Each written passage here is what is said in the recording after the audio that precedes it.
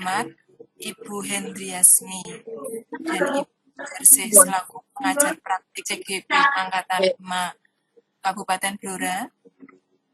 Yang kami hormati Bapak Ibu narasumber, Pak Fajar Andi Novanto, Bapak Agus Sunardi, Bapak Muhammad Khalid Bahtiar Thohir, Ibu Umi Mayangsari, dan Ibu Ruli Saraswati. Yang saya banggakan Bapak Ibu Guru peserta diseminasi budaya positif pada siang hari ini. Pada kesempatan yang berbahagia ini, marilah kita ucapkan puji syukur kehadirat Allah Subhanahu wa Ta'ala, karena dengan rahmat dan berkahnya, sehingga pada siang hari ini kita dapat berkumpul dalam keadaan sehat walafiat, tak kurang dari suatu apapun, dalam kegiatan Fikon, diseminasi budaya CGP Angkatan 5 Kabupaten. Perkenalkan, saya Siti Akrimi Nunung Muhyati, CGP Angkatan 5 dari SDN 3 Netas, Kecamatan Kradenan, Kabupaten Blora, sebagai moderator sekaligus pembawa acara pada kegiatan hari ini. Selanjutnya, izinkan saya sebagai pembawa acara untuk membacakan susunan acara pada siang hari ini, yaitu acara yang pertama, pembukaan. Acara yang kedua, mendengarkan lagu kebangsaan Indonesia Raya. Acara yang ketiga yaitu pemaparan materi oleh narasumber. Acara yang keempat yaitu sesi tanya jawab. Acara yang terakhir yaitu Bapak Ibu guru hebat semuanya. Selanjutnya kita memasuki acara yaitu pembukaan. Marilah kita buka acara pada siang hari ini dengan bacaan basmalah bersama-sama. Bismillahirrahmanirrahim. Selanjutnya acara yang kedua yaitu mendengarkan lagu kebangsaan Indonesia Raya. Kepada yang bertugas untuk dipersiapkan. Hadirin dimohon untuk mendengarkan secara seksama lagu kebangsaan Indonesia Raya. Mohon untuk yang bertugas untuk dipersiapkan.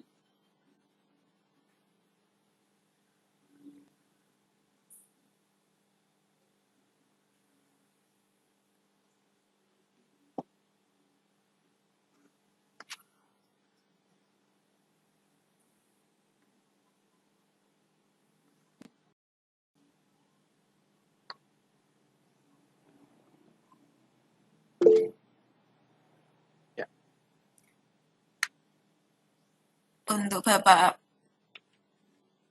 Khalid Bahtiar, monggo.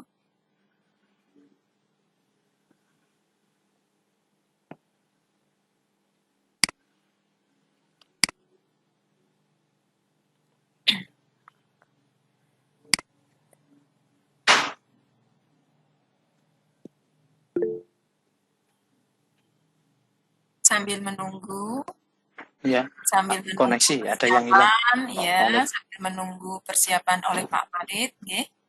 Mohon bersabar sedikit Bapak Ibu, karena kelihatannya ini terkendala oleh jaringan, sehingga Bapak Khalid keluar dari Fikon ini.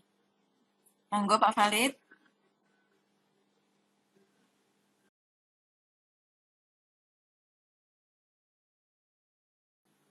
Oke, sambil menunggu Bapak Ibu Guru, pada kesempatan kali ini saya akan mengajak Bapak Ibu Guru semuanya yang belum mengikuti program Guru Penggerak, bagi yang belum mengikuti, monggo Bapak Ibu sudi kiranya untuk mendaftarkan diri. Pada saat ini telah dibuka pendaftaran program Guru Penggerak Angkatan 8 Kabupaten Blora. Monggo untuk partisipasinya. Karena di sini kita akan mendapatkan ilmu yang lebih di dalam mengikuti program Guru Penggerak. Monggo semangatnya Bapak Ibu untuk mengikuti atau mendaftarkan diri untuk mengikuti program Guru Penggerak Angkatan 8 Kabupaten Blora. Karena dalam mengikuti program ini Bapak Ibu tidak ada salahnya, tidak ada kurangnya, pasti akan mendapatkan ilmu yang lebih, terutama kita sebagai seorang guru, di mana kita harus senantiasa meningkatkan kompetensi kita. Pripun, Bapak Valid? Ya, Bapak Ibu, mohon maaf karena ini kelihatannya masih terkendala oleh sinyal. Itu Pak Acara Valid kita lanjutkan, pripun Bapak Andi? Pak Valid sudah siap itu. Oh, sudah siap. Oke, monggo Bapak Valid. Kita mendengarkan secara seksama lagu kebangsaan Indonesia Raya. Mohon Bapak Ibu guru hadirin semuanya untuk mendengarkan secara seksama.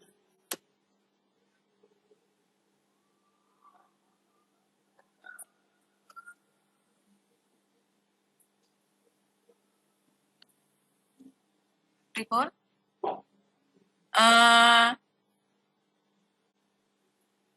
Bapak Ibu, karena belum koneksinya belum stabil, jadi bagaimana kalau ini cek.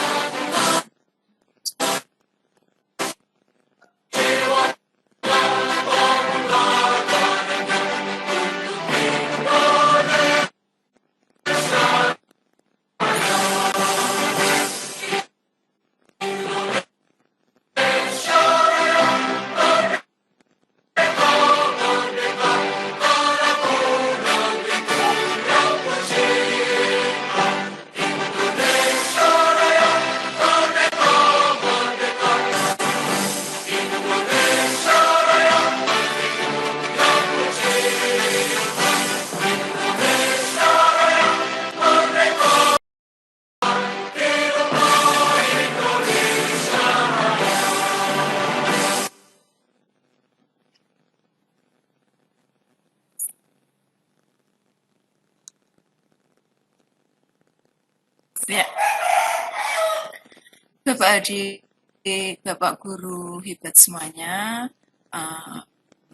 acara mendengarkan lagu kebangsaan Indonesia Raya telah kita lalui. Selanjutnya yaitu acara yang ketiga, yaitu pemaparan materi oleh narasumber. Namun sebelum sesi pemaparan materi oleh narasumber, terlebih dahulu saya akan memperkenalkan Bapak Ibu narasumber pada kegiatan siang hari ini. Mohon kepada Bapak yang bertugas menampilkan slide.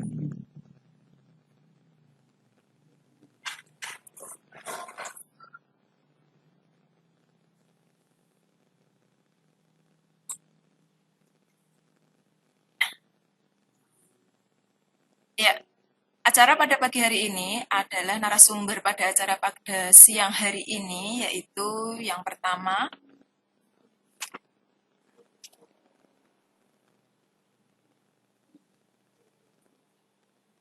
Bapak Fajar Andi Marwanto, yaitu CGP Angkatan 5 dari SDN 2 Getas. Halo Bapak Ibu guru hebat semuanya. Narasumber yang kedua yaitu Bapak Agus Sunardi, CGP Angkatan 5 dari SDN 2 Getas. Ya, Assalamualaikum Bapak Ibu guru hebat semuanya. Narasumber yang ketiga yaitu Bapak Valid Bahtiar Thohir, CGP SDN 3 Menden Rejo.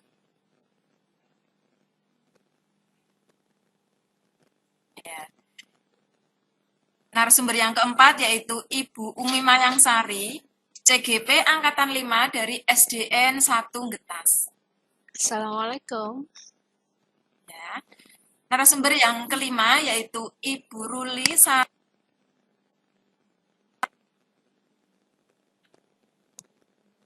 Gang Lebat. Assalamualaikum.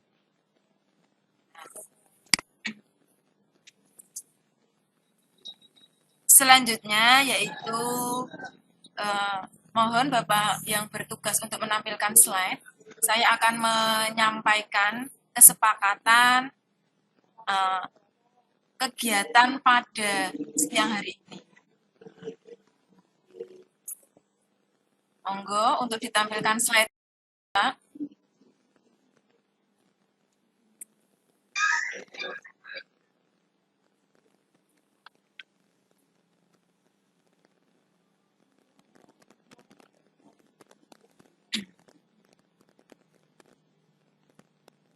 Mohon bersabar sebentar, nggih. Ini baru kelihatannya baru.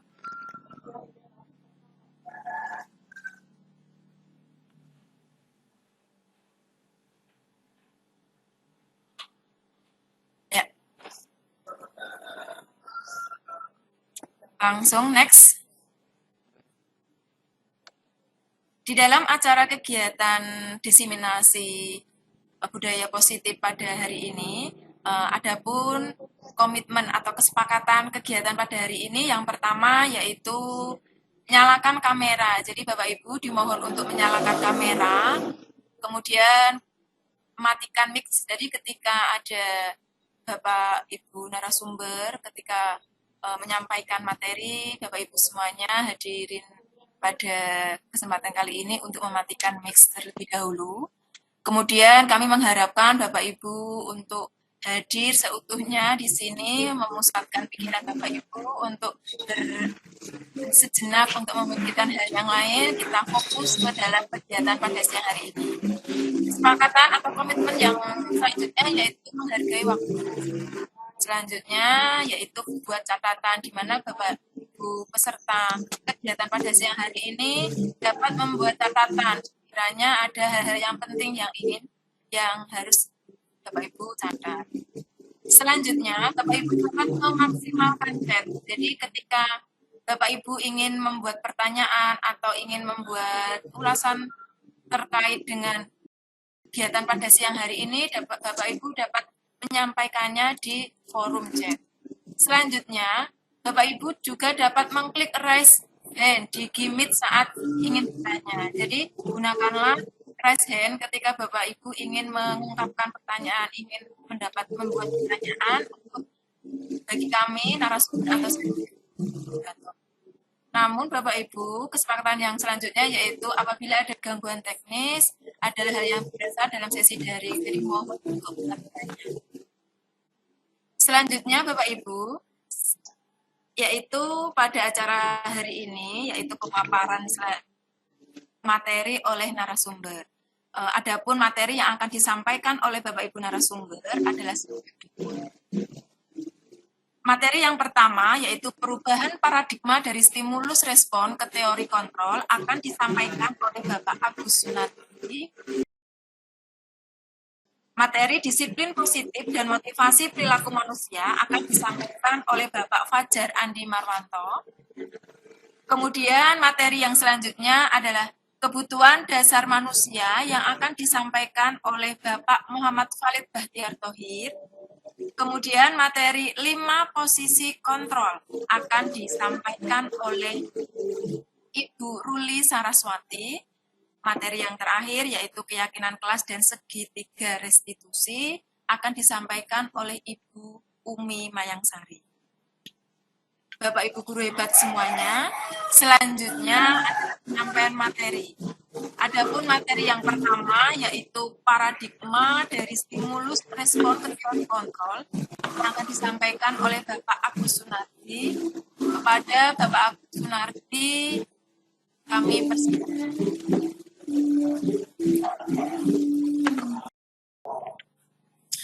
Nggih.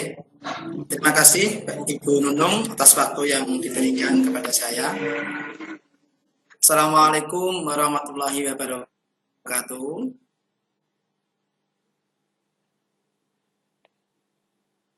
Ibu Hendriasni SPD MMPD dan Ibu Juwarsi SPD selaku pengajar praktek pada pendidikan guru penggerak angkatan 5 kali ini.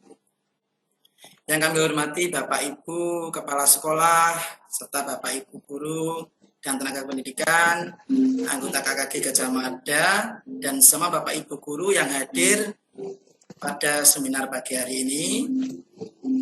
Dan tak lupa yang kami banggakan Bapak Ibu Guru, rekan-rekan saya, calon guru penggerak angkatan 5, Kecamatan Kladian, Kabupaten Blora.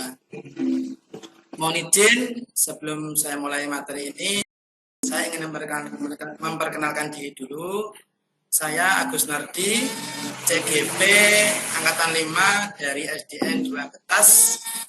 Pada seminar ini akan membawakan materi yaitu tentang perubahan paradigma dari stimulus respon ke teori kontrol. Bapak Ibu yang kami hormati, sebelum kita mulai, mari kita lihat sesama. Tenangkan hati dan pikiran, arahkan semua perhatian untuk fokus belajar. Hadirkan rasa ingin tahu, syukur, dan kebijaksanaan.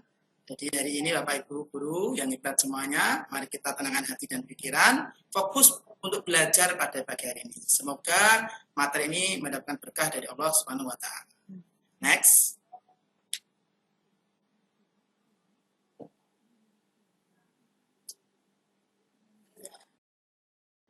Perubahan paradigma. Bapak Ibu Guru yang hebat, nanti silahkan panjenengan semuanya bisa chat di pojok bawah kanan, bisa langsung chat dengan petunjuk dari yang saya lakukan berikut ini. Kita lihat bersama. Kegiatan kepalan tangan. Ada A dan B. Anda adalah A dan teman Anda adalah B. Sobeklah secari kertas kecil. Tuliskan benda atau sesuatu yang sangat berharga untuk Anda. Kita bayangkan dulu. Letakkan di salah satu tangan Anda, ini Bapak Ibu, dan genggam benda sesuatu tersebut dengan segala daya, buatlah sebuah kepalan. Oke. Teman Anda itu adalah B. Mencoba dengan sekuat tenaga, dengan berbagai cara, untuk meminta Anda memberikan benda tersebut. Walaupun B itu mengancam, menghardik, merayu, menyuap, apa saja agar dapat membuka kepalan tangan Anda. Oke Bapak Ibu Guru yang hebat, silakan apa yang Anda lakukan jika menjadi yang A. Silakan isian di chat. Silakan Bapak Ibu. Oke Bu Hendri. Silakan monggo Bapak Ibu semuanya. Silakan. Jika Anda punya sesuatu Anda genggam, teman Anda membujuk, merayu, apa yang Anda lakukan? Apakah melepas atau tetap menutup, Bapak Ibu? Monggo, silakan dicat, Bapak Ibu Guru yang hebat semuanya. Oke, Bu Umi tetap menutup. Siap, Bu Umi. Berarti tetap menutup. Monggo, Bapak Ibu yang lain. Apa yang Anda lakukan? Bu Henry tetap akan menutup. Oke, bagus. Siap, Bu Henry. Mungkin yang lain, monggo Bapak. Jika Anda punya sesuatu di tangan Anda dibujuk, dirayu, apakah menutup atau membuka?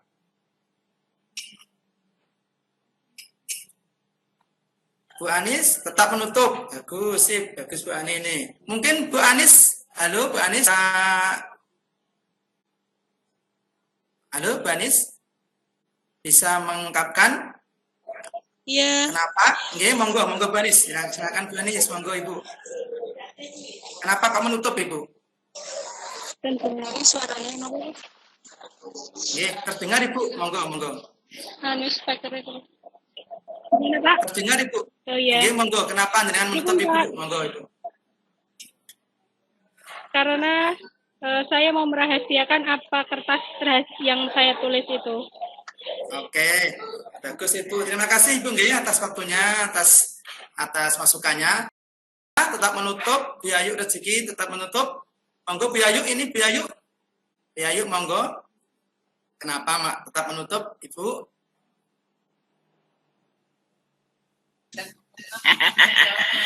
Iya, ini karena masih saya genggam dan masih tertutup. Oke, Kertasnya. nggih. Walaupun Anda dibujuk tidak mau nggih, Ibu nggih?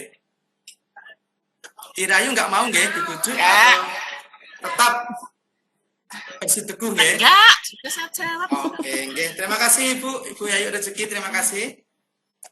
Oke, Bapak Ibu semua. Konsisten, bagus Ibu. Itu perubahan paradigmanya harus konsisten. Mungkin satu lagi, Bapak sekarang, Bapak Agus Haryanto, silakan. Tuh. Tak menutup nggih, monggo. Bapak Agus Haryanto, dari Bapak satu, monggo. Dari Medan 3 ini nggih. Ya. Oh, tetap menutup karena mempertahankan apa yang saya punya, artinya pendiriannya tetap teguh. Oke, nggih Bapak Ibu, Bapak Agus terima kasih. Terima kasih. Nggih, terima kasih.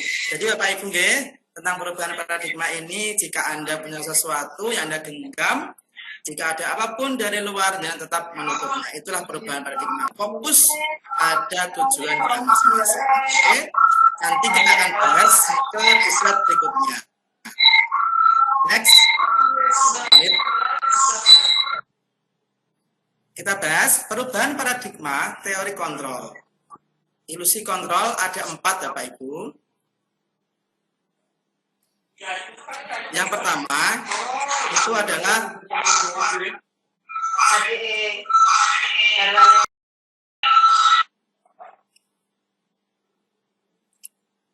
ilusi guru mengontrol murid Bapak Ibu.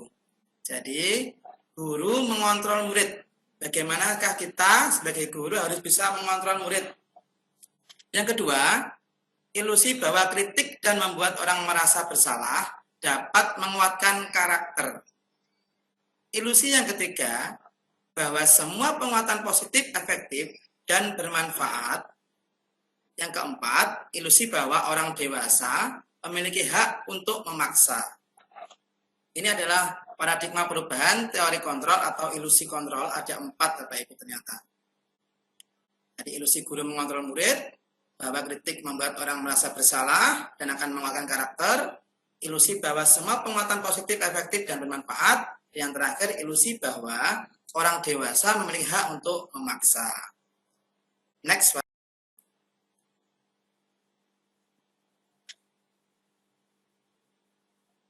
Oke. Yang terakhir yaitu perubahan paradigma stimulus respon teori kontrol.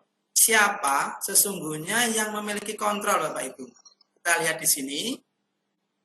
Stimulus respon dan teori kontrol kita sandingkan bersama. Apakah ada perbedaan atau tidak? Dari stimulus respon, kita mencoba mengubah orang agar berpandangan sama dengan kita. Itu stimulus respon Bapak Ibu. Ternyata di teori kontrol, kita harus berusaha memahami pandangan orang lain tentang dunia, tentang semuanya. Jadi tidak sama nggih Bapak Ibu nggih. Yang kedua, perilaku buruk dilihat sebagai suatu kesalahan. Tapi di teori kontrolnya, semua perilaku memiliki tujuan. Kalau yang respon tadi ada kesalahan, kontrol itu perilaku memiliki tujuan.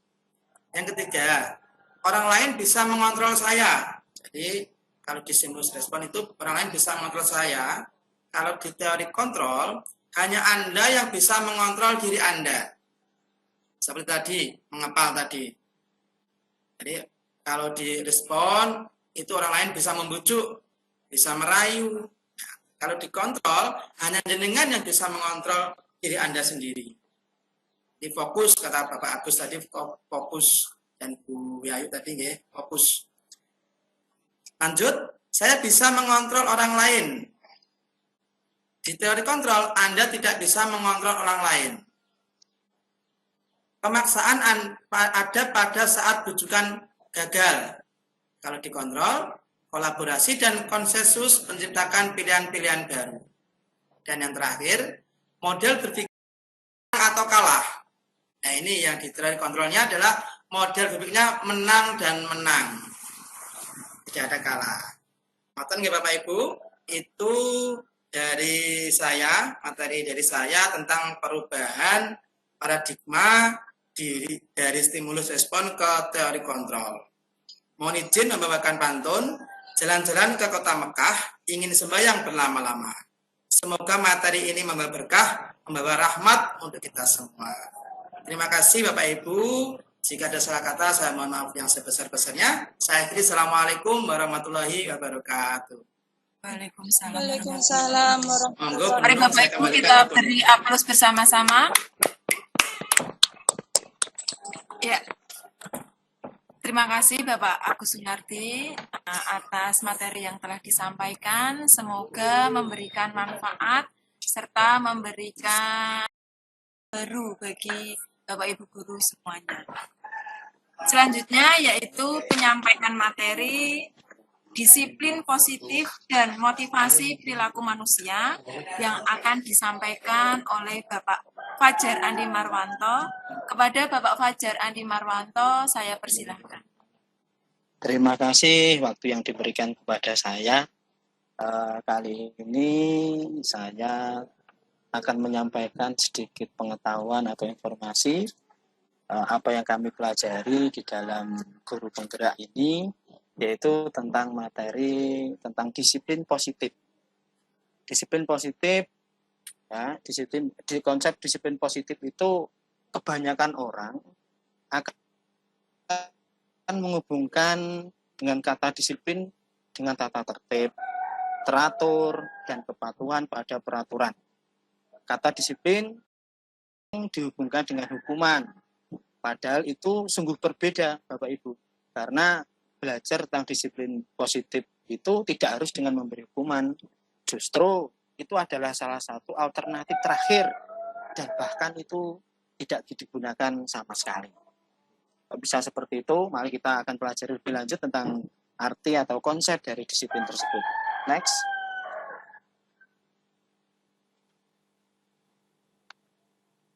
Sebagai pendidik, apa tujuan kita? Kita angen-angen atau akan menciptakan anak-anak memiliki disiplin diri Pak, sehingga Busakno mereka kuwi, bisa Pak. berperilaku dengan mengacu pada nilai-nilai kebijakan Gusakno pitik universal iki lho. dan memiliki Lah ya motivasi gusakno intrinsik, prinsip. bukan ekstrak. Jadi tujuan pendidik itu menciptakan disiplin yang berasal dari diri anak tersebut, bukan dari faktor luar, yaitu atau berupa tadi di awal di pertanyaan pemantik bahwa hukuman itu akan bisa mendisiplinkan anak, tapi itu ada secara ekstrinsik Bapak Ibu. Kalau nanti secara intrinsik nanti itu karena kesadaran diri. Jadi nanti kita akan mempelajari lebih lanjut akan menciptakan disiplin anak tapi berasal dari dirinya sendiri, bukan dari faktor orang lain. Kita lanjutkan next.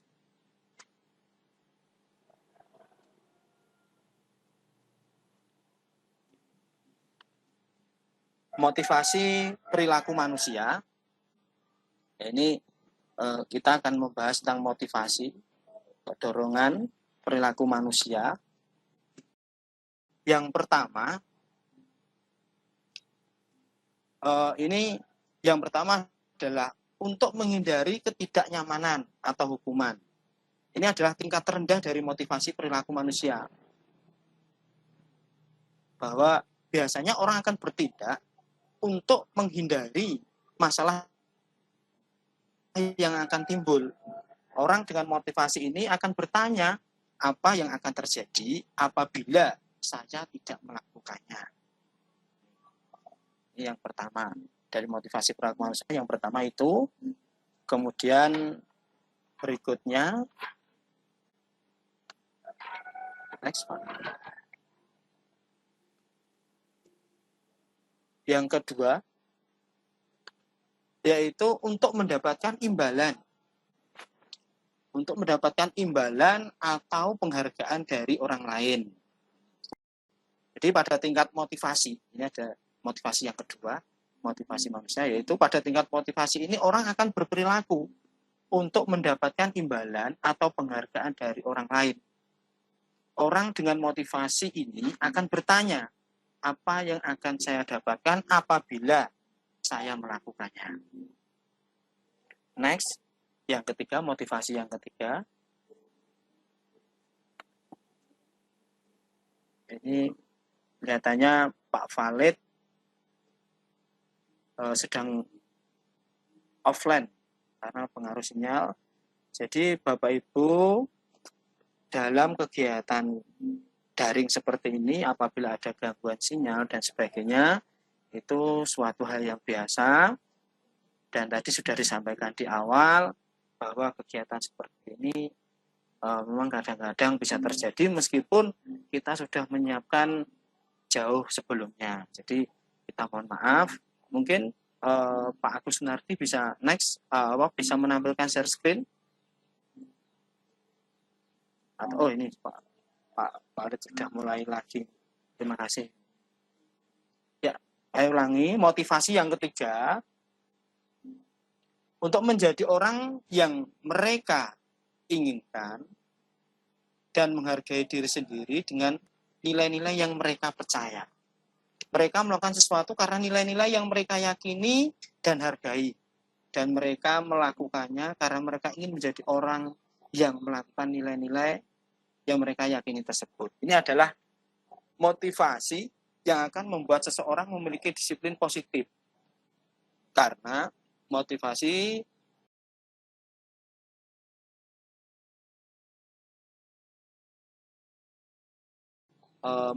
ini akan bertanya, akan menjadi orang yang seperti apa apabila saya melakukan.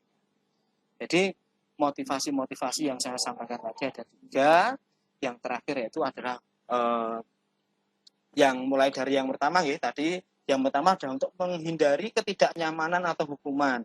Itu motivasi yang pertama. Yang kedua adalah untuk mendapatkan imbalan atau penghargaan dari orang lain. Yang ketiga, untuk menjadi orang yang mereka inginkan dan menghargai diri sendiri dengan nilai-nilai yang mereka percaya. Jadi itu adalah motivasi-motivasi perilaku manusia. Harapan kita yang ketiga inilah yang kita akan menjadi fokus bahwa mereka melakukan sesuatu itu karena nilai yang mereka yakini dan dihargai. Dan mereka melakukan karena mereka ingin menjadi orang yang melakukan nilai-nilai yang mereka yakini. Motivasi ini akan membuat seseorang memiliki disiplin positif karena motivasi bergeraknya bersifat internal, bukan dari dorongan orang lain, tapi karena kesadaran dari dirinya sendiri. Orang yang motivasi ini akan bertanya, ini akan orang yang seperti apa, orang menjadi orang yang seperti apa apabila saya melakukan.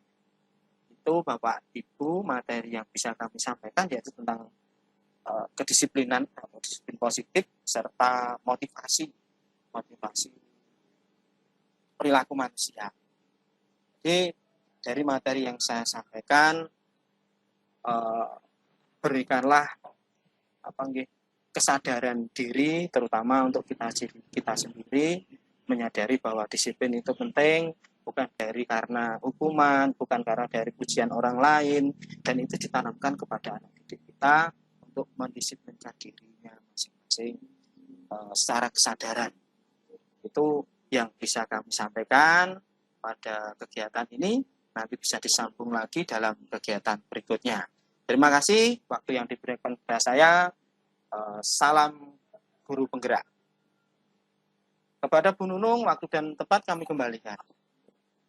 Ya, terima kasih Bapak Fajar Andi Marwanto atas materi yang telah dipaparkan.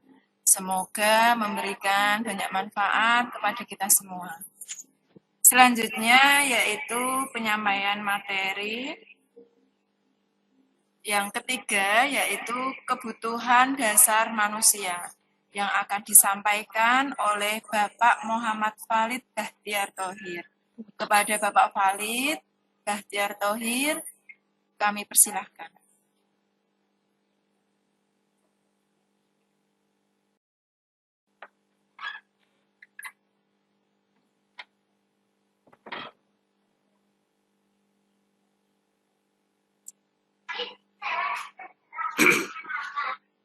Assalamualaikum warahmatullahi wabarakatuh. Waalaikumsalam warahmatullahi wabarakatuh. Waalaikumsalam warahmatullahi wabarakatuh. Ya, terima kasih Bu Nunung yang memberikan kesempatan waktu kepada saya. Mohon izin Bapak Ibu guru semua yang hebat-hebat, saya akan menyampaikan materi tentang kebutuhan dasar manusia.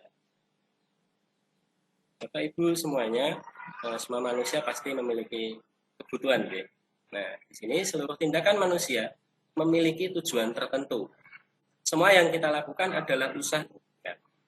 Ketika kita mendapatkan apa yang kita inginkan, sebenarnya saat itu kita sedang memenuhi satu atau lebih dari satu kebutuhan dasar kita,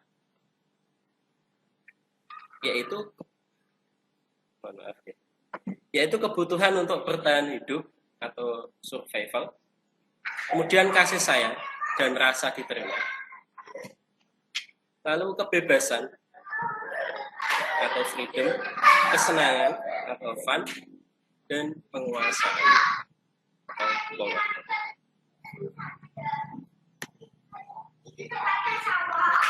Kebutuhan dasar manusia ada 5 semuanya. Yang pertama yaitu kebutuhan bertahan hidup. Kebutuhan bertahan hidup adalah kebutuhan yang bersifat fisiologis untuk bertahan hidup. Misalnya kesehatan, rumah, dan makanan. Komponen psikologis pada kebutuhan ini meliputi kebutuhan akan perasaan aman. Jadi kebutuhan dasar manusia ini pasti dimiliki oleh semua orang. Kebutuhan yang kedua yaitu cinta dan kasih sayang atau kebutuhan untuk diterima. Kebutuhan ini dan 3 kebutuhan berikutnya adalah kebutuhan psikologis. Kebutuhan untuk mencintai dan meliputi kebutuhan akan hubungan dan koneksi sosial. Kebutuhan untuk memberi dan menerima kasih sayang, dan kebutuhan untuk merasa menjadi bagian dari suatu kelompok.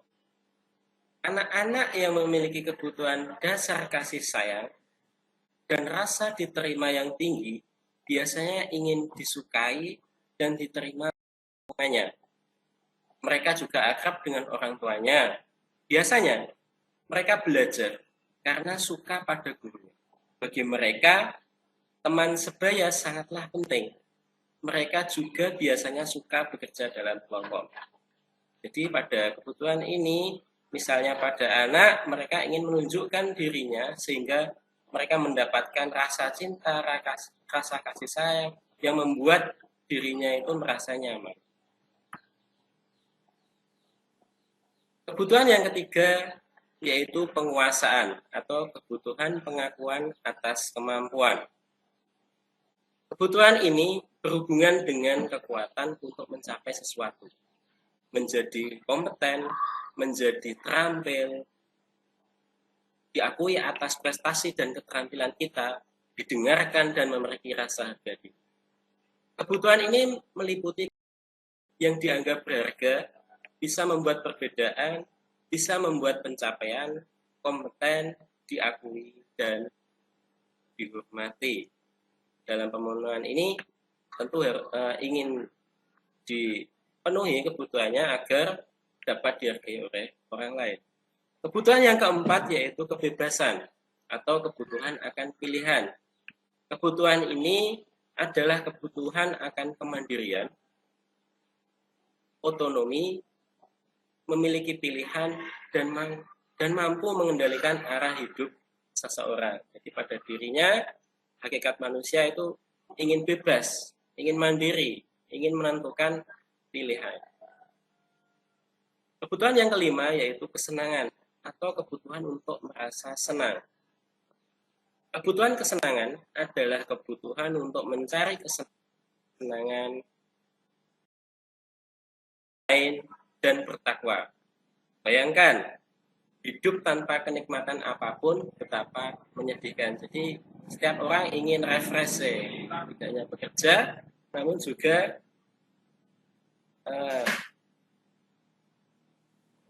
ingin senang agar kebutuhannya itu terpenuhi, maka dia melakukan refreshing sesuai dengan hobi dan minatnya. Pleasure menghubungkan kebutuhan akan kesenangan dengan belajar. Demikian materi yang dapat saya sampaikan yang berhubungan dengan 5 kebutuhan dasar manusia untuk mengembangkan materi berikutnya. Terima kasih, Bu. Saya kembalikan waktunya. Mohon maaf bila mungkin kurang tepat dalam menyampaikan. Wassalamualaikum warahmatullahi wabarakatuh. Waalaikumsalam warahmatullahi wabarakatuh. Terima kasih Bapak Valen. Waalaikumsalam warahmatullahi wabarakatuh. Materi yang telah disampaikan semoga memberi manfaat kepada Bapak Ibu semuanya.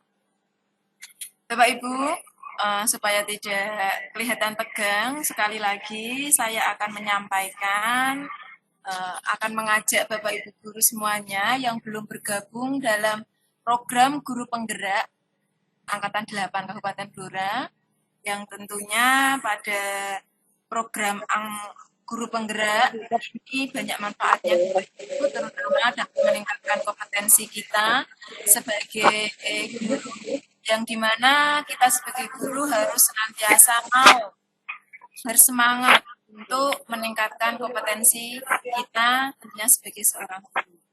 Adapun Bapak Ibu, sekali lagi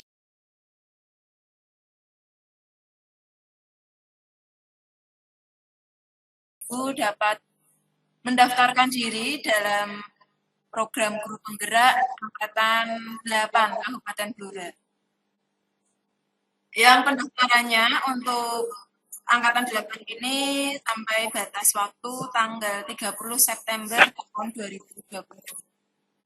Bapak Ibu guru hebat semuanya, maaf waktunya telah terjeda. Selanjutnya yaitu pemaparan materi oleh Ibu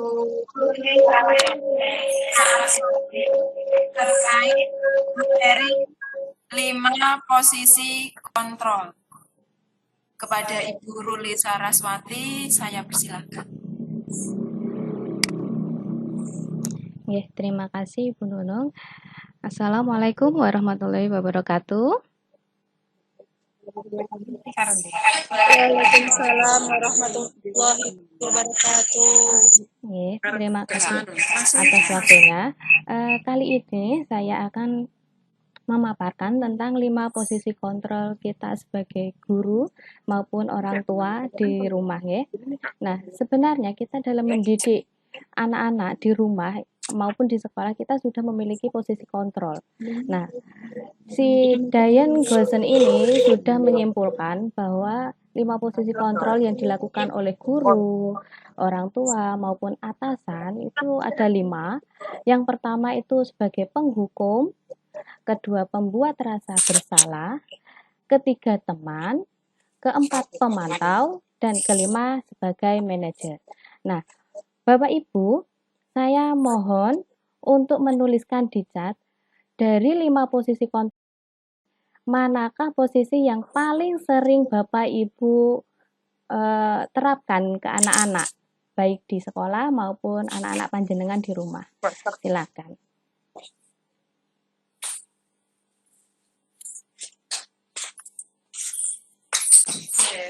Monggo dijawab di chat ya Bapak Ibu. Sekali lagi pertanyaannya,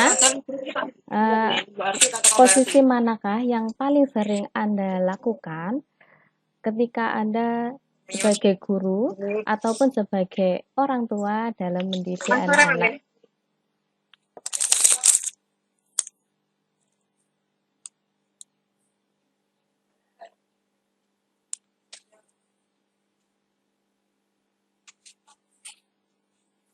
Monggo Bapak Ibu ditunggu chatnya.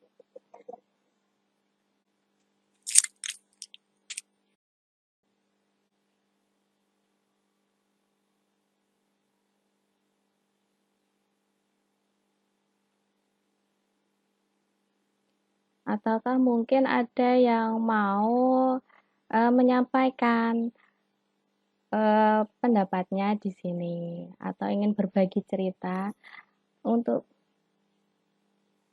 untuk Bu Umi, pemantau dan manajer. Mungkin yang lain? Yang paling sering Bapak Ibu, yang paling sering Anda lakukan atau Anda terapkan ketika Anda mendidik anak-anak di sekolah maupun di rumah. Monggo para peserta, Bu Anis sebagai teman dan pemantau. Yang lain? Ditunggu jawabannya nggih.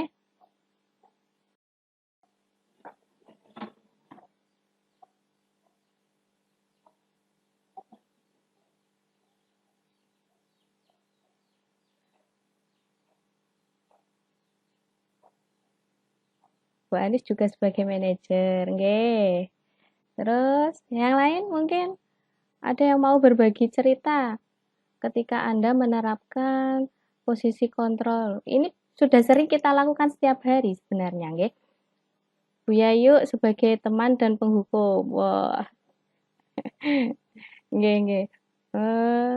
Ada yang lain mungkin? Mungkin atau ada yang pernah menerapkan sebagai membuat rasa bersalah. Adakah mungkin di antara teman-teman di sini atau Bapak Ibu guru hebat di sini yang pernah Pak Wahid Mahmudi. Pak Wahid Mahmudi berbagi pengalaman gimana posisi kontrol jenengan ketika Anda sebagai pembuat rasa bersalah terhadap anak-anak. Monggo kami persilahkan.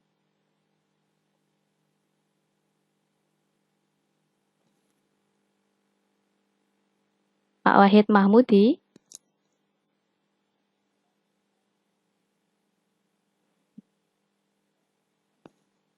Atau mungkin lost connection nggih? Saya buka chatnya dulu.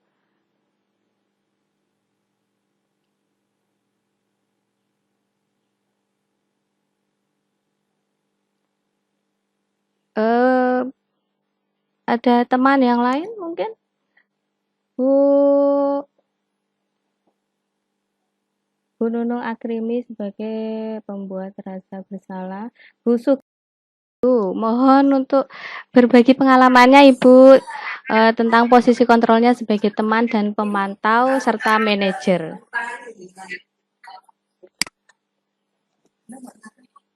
Bu Sugeng Rahayu.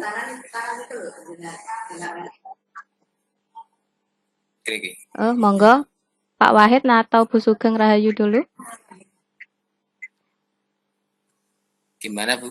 Nggih, mohon untuk berbagi pengalaman bagaimana posisi Anda dalam mengontrol anak-anak sebagai pembuat rasa bersalah.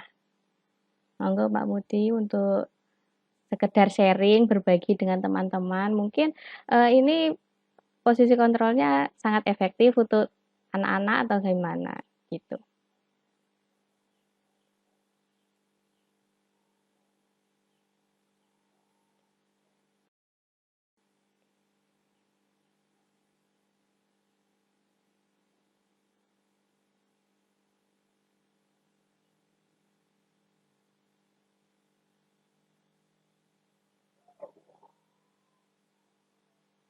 Nggih, mohon maaf mungkin teman-teman ini sedang lost connection nggih.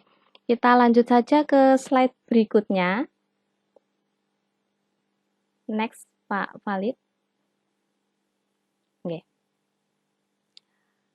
Kita bahas satu per satu tentang posisi kontrol kita sebagai guru, orang tua maupun atasan nggih. Yang pertama itu sebagai penghukum. Seorang penghukum itu biasanya menggunakan hukuman fisik maupun verbal. Jadi hukuman itu tidak hanya sekedar hukuman fisik, namun bisa juga hukuman secara verbal. Mengatakan bahwa ia bodoh atau menuduh dia sebagai anak yang nakal atau bahkan membuat dia sangat terpuruk hingga dia bisa saja tidak masuk sekolah gitu nggih. Itu hukuman fisik ataupun hukuman verbal biasanya dilakukan oleh seorang penghukum. Yang kedua, membuat orang merasa bersalah. Biasanya ini gurunya akan bersuara lebih lembut, membuat anak itu merasa bersalah. Oh, apa yang telah dilakukan anak ini, dia akan merasa bersalah. Setelah dia merasa bersalah, dia akan ekspektasinya gurunya ini, si anak ini akan menyadari apa kesalahannya dan akan memperbaiki kesalahannya. Itu ekspektasinya gurunya ataupun orang tua ataupun murid. Namun belum tentu seperti itu nggih Bapak Ibu. Posisi kontrol yaitu sebagai teman. Pada posisi ini itu biasanya tidak akan menyakiti murid gurunya nggih, namun tetap berupaya mengontrol murid melalui persuasi. Nah, ini biasanya banyak yang menggunakan posisi kontrol seperti ini. Dia seorang guru akan berusaha untuk menjadi teman muridnya, akan lebih terbuka dengan muridnya, menerima apa curhatan-curhatan muridnya. Lalu guru tersebut akan memasuki siswa untuk menanyakan kenapa kamu melakukan ini, terus apakah kamu nanti ya tidak kasihan dengan bu guru atau gimana gitu nggih. Posisi yang keempat yaitu sebagai monitor atau pemantau ya. Kita sudah tahu bahwa monitor atau pemantau itu mengawasi. Guru di sini bertindak sebagai pengawas nggih. Mengawasi apakah tindakan anak ini sudah cocok dengan aturan, sudah sesuai dengan aturan atau belum. Kalau belum, si guru ini akan menegur. Ayo kamu tidak melakukan ini. Kamu harus bla bla bla, gitu nggih. Ada konsekuensinya sendiri. Ada hukumannya tersendiri untuk si anak yang melanggar gitu. Posisi kontrol yang kelima yaitu sebagai manajer. Nah, respon yang menunjukkan tanggung jawab guru ini dalam posisi terakhir yaitu manajer. Manajer itu posisi mentor atau guru itu berbuat sesuatu bersama dengan murid, mempersilahkan murid mempertanggungjawabkan perilakunya, mendukung murid agar dapat menemukan solusi atas permasalahannya. Nonton nggih Bapak Ibu. Itulah 5 posisi kontrol dalam menurut Diane Goshen. Nah, posisi-posisi kontrol ini akan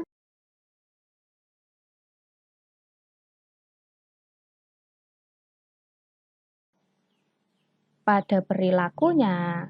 Nonton nggih Bapak Ibu. Nah, kita akan bahas satu persatu dari 5 posisi kontrol ini. Yang pertama, yaitu sebagai penghukum. Nah, biasanya tindakan yang dilakukan oleh guru itu memarahi, mengkritik, seperti yang saya bilang tadi bahwa seorang penghukum itu akan melakukan hukuman fisik maupun hukuman verbal, yaitu dengan cara memarahi, mengkritik, menyakiti, melakukan tindakan kekerasan. Nah, biasanya kata-kata yang dikatakan oleh si penghukum ini yaitu misalnya nggih, kalau kamu misal melanggar aturan ini, Bapak Ibu akan menghukum kamu untuk berlari, memutari atau mengelilingi lapangan. Nah, itu contoh sebagai penghukum. Nah, akibatnya apa Bapak Ibu kalau seperti ini? Murid tidak akan peduli dengan gurunya atau tugas di sekolahnya. Kalau dalam istilah Jawa, ini nanti akhirnya si anak itu akan wani silit wedi rai. Nah, ngonten niku. Seperti itu nggih. Jadi dimohon untuk Bapak Ibu guru jangan memosisikan diri sebagai penghukum. Kasihan anaknya nggih. Apalagi untuk perilakunya nanti akan menjadi negatif. Dia akan identitasnya nanti akan gagal. Nah, pola perilaku yang dilakukan oleh anak itu akan melanggar dan selalu mengulangi sebagai bentuk perlawanan. Oh, aku wani loh, aku wani. Oh, kayak gitu nggih. Kalau di belakang dia berani, tapi kalau di depan dia akan takut dengan Anda. Malah tidak ada keterbukaan nggih dengan jenengan. Nah, motivasi yang akan berkembang pada murid setelah menerima perlakuan dari si guru penghukum ini, yaitu motivasi ekstrinsik, motivasi dari luar. Dia akan melakukan sesuatu tidak berdasarkan kemauannya sendiri, tapi berdasarkan kemauannya panjenengan. Jadi panjenengan itu malah memaksa anak untuk melakukan sesuatu, itu tidak efektif nih Bapak Ibu untuk mengembangkan motivasinya anak. Nanti dampaknya akan jadi jangka pendek. Dia dalam jangka pendek akan melakukan apa yang jenengan inginkan, tapi untuk jangka panjang tidak mungkin akan dilakukan. Ya itu tadi, pasti dia akan berani di belakang tapi takut di depan.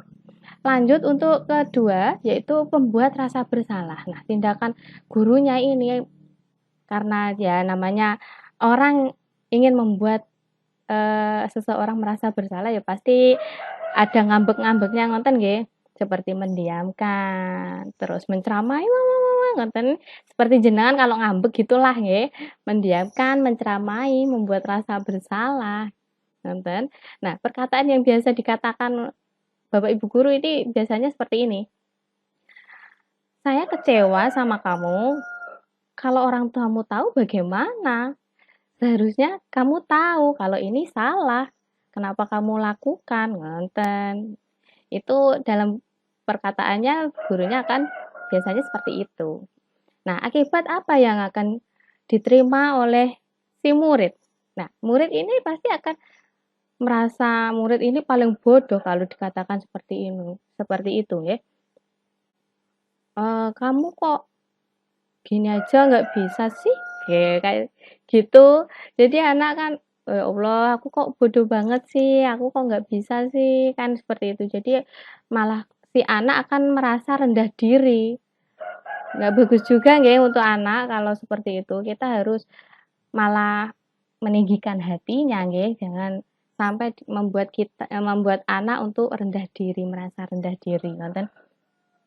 Nah, pola perilaku yang akan dilakukan anak setelah menerima kontrol sebagai pembuat rasa akan merasa rendah diri, kurang percaya diri, cemas, ya khawatir, takut nanti salah lagi, takut nanti aku dibilang bodoh, takut aku nanti dibilang nakal, seperti itu nggih.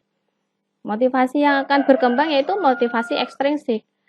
Kenapa motivasi ekstrinsik? Karena dia akan melakukan sesuatu itu berdasarkan panjenengan, tergantung dari perkataan panjenengan.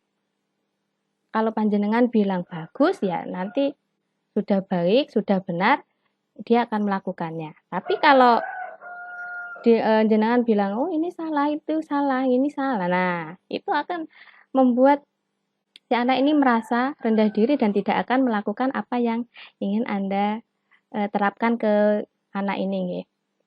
Posisi yang ketiga yaitu membuat sebagai teman nggih.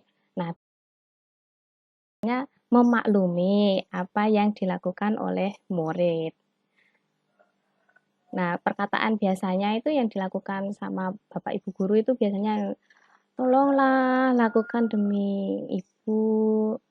Masa nggak kasihan sih sama ibu? Kayak gitu nggih. Nah, akibatnya apa? Akibatnya ini merasa kalau gurunya itu teman yang bisa memaklumi kesalahannya. Jadi, aku nanti pasti kalau berbuat salah, Bu guru, Pak guru ini pasti bisa memahami saya, bisa memaklumi saya. Jadi nanti saya bisa mengulangi kesalahan saya lagi. Gitu. Nah, akhirnya nanti pola perilakunya si anak ini akan bergantung sama gurunya. Dia akan menjadi anak yang lemah, malah justru cenderung tergantung sama Bapak Ibu gurunya. Motivasi yang berkembang teman-teman yaitu motivasi ekstrinsik, yaitu tadi. Dia akan melakukan sesuatu karena gurunya. Kalau gurunya selalu memaklumi, ya dia akan berbuat apa yang diinginkan oleh bu guru karena dia merasa kalau gurunya itu baik hati, dia merasa gurunya itu wah temanku banget ini. Jadi dia akan melakukan sesuatu karena gurunya, bukan karena dirinya sendiri. Nonton. Nah, untuk posisi kontrol yang keempat, posisi pengontrol yang keempat itu sebagai pengawas. Tindakannya itu ya memantau, mencatat. Biasanya itu kita ada aturan ya, baik di sekolah maupun di kelas. Pasti kita mempunyai aturan-aturan tertentu untuk anak ya. Nah, untuk itu kadang kita mengawasi anak, oh anak ini sudah bagus sesuai dengan aturan yang berlaku. Oh anak itu kurang sesuai tindakannya dengan aturan. Nah, perkataan yang biasanya dikatakan kalau ketika anak itu kurang sesuai atau tidak sesuai dengan aturan yang sudah dibuat, yaitu pasti gurunya akan bilang, kamu sudah tahu aturannya kan? Kenapa kamu masih melakukannya? Kenapa kamu tidak ini gitu ya. Nah, akibatnya apa? Murid akan mempertanyakan konsekuensi perbuatannya, akan bergantung lagi Bapak Ibu. Aku ini sudah benar atau enggak ya? Aku ini nanti salah enggak ya? Gitu. Nah, pada pola perilakunya nanti murid akan berorientasi pada ganjaran dan hadiah. Pasti itu Ibu. Bapak Ibu nggih. Ganjaran apa nanti yang kalau ia lakukan sesuai aturan, aku nanti pasti dapat pujian dari. Nah, pikirannya seperti itu.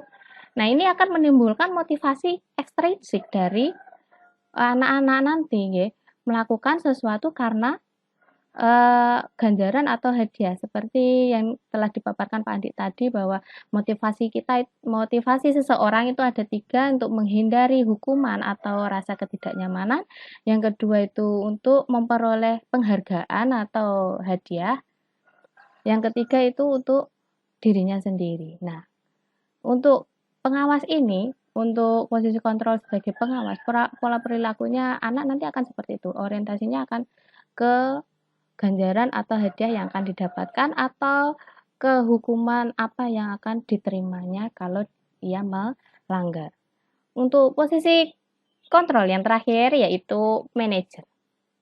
Nah, tindakannya apa? Tindakannya yaitu bertanya dan membuat kesepakatan dahulu. Maksudnya bagaimana? Maksudnya begini Bapak Ibu, misalnya ada anak yang melanggar aturan ya. Padahal kita sudah membuat aturan itu untuk disepakati bersama. Nah, si guru sebagai manajer ini nanti akan mempertanyakan kesalahannya apa atau apa sih pengennya kamu itu kayak gimana? Kok kamu sampai melakukan kesalahan seperti ini? Nanti si murid akan terbuka dengan jenengan, dia akan menceritakan sebenarnya saya pengen gini Bu. Nah, setelah jenengan tahu apa sih harapannya murid ini, jenengan akan mengajak diskusi untuk anak bagaimana memperbaiki permasalahannya tersebut. Nonton nggih. Nah, akibatnya apa? Akibatnya nanti si anak akan mampu memperbaiki kesalahannya. Apa yang bisa ia lakukan untuk memperbaiki kesalahannya supaya tidak terulang lagi. Karena dia setelah diajak diskusi itu nanti dengan sendirinya akan muncul motivasi intrinsik dari dalam dirinya, dari hatinya supaya berbuat lebih baik lagi. Nonton. Nah, pola perilaku yang akan dilakukan oleh murid ketika kita menerapkan posisi sebagai manajer itu mereka akan disiplin dari dalam diri, bukan karena jenengan yang meminta, tapi karena dirinya sendiri dari dalam hatinya mereka ingin disiplin. Nonton nggih. Nah, ini nanti akan membentuk identitas yang sukses untuk anak. Bukan yang lain-lain akan membentuk identitas yang gagal. Yang untuk identitas yang gagal ini itu kalau kita sebagai penghukum itu akan membuat identitas gagal kepada anak karena mereka akan bergantung dengan jenengan karena merasa takut, karena merasa ingin diberi beri penghargaan atau pujian. Nah, ini nggak bagus nggih untuk anak-anak, identitasnya nanti akan gagal. Untuk harapannya itu kita dapat sebagai manajer nggih. Kita bisa berdiskusi dengan anak, kenapa si anak ini kok melakukan kesalahan, terus jadi apa harapannya, kita tahu. Dan dia akan setidaknya mereka curhat nih kepada kita, dia lebih terbuka kepada kita. Nah, setelah kita mengetahui harapannya, kita bisa memberikan saran ataupun berdiskusi dengan dia bagaimana nanti kamu memperbaiki masalahnya, seperti itu, nggih. Nggih, sekian paparan dari saya. Mohon maaf apabila ada yang salah dalam pemaparan saya dan ada ucapan-ucapan yang kurang enak di hati panjenengan. Saya mohon maaf. Saya kembalikan ke moderator Bu Nunung Muhayati. Terima kasih Bu Nunung. Assalamualaikum warahmatullahi wabarakatuh. Waalaikumsalam warahmatullahi wabarakatuh. Kita Waalaikumsalam warahmatullahi tepuk tangan ya wabarakatuh. Ibu Lisa Rasmati atas penyampaiannya. Ya, selanjutnya saya ucapkan terima kasih kepada Ibu Ruli Saraswati yang telah memaparkan materi pada siang hari ini. Semoga materi yang panjenengan sampaikan dapat memberi manfaat kepada Bapak Ibu guru peserta semuanya. Selanjutnya yaitu penyampaian materi keyakinan kelas dan segitiga restitusi yang akan disampaikan oleh Ibu Umi Mayangsari. Kepada Ibu Umi Mayangsari, saya persilahkan. Terima kasih Bu Nunung atas kesempatannya. Assalamualaikum warahmatullahi wabarakatuh. Warahmatullahi wabarakatuh. Waalaikumsalam warahmatullahi wabarakatuh. Bapak Ibu hebat semuanya. Dalam kesempatan ini saya akan menyampaikan tentang keyakinan kelas dan restitusi. Tentunya ini kaitannya dengan budaya positif. Mohon izinnya untuk berbagi ilmu yang sudah saya dapatkan, karena ilmu itu seperti pohon yang tak berbuah jika tidak diamalkan dan dibagikan.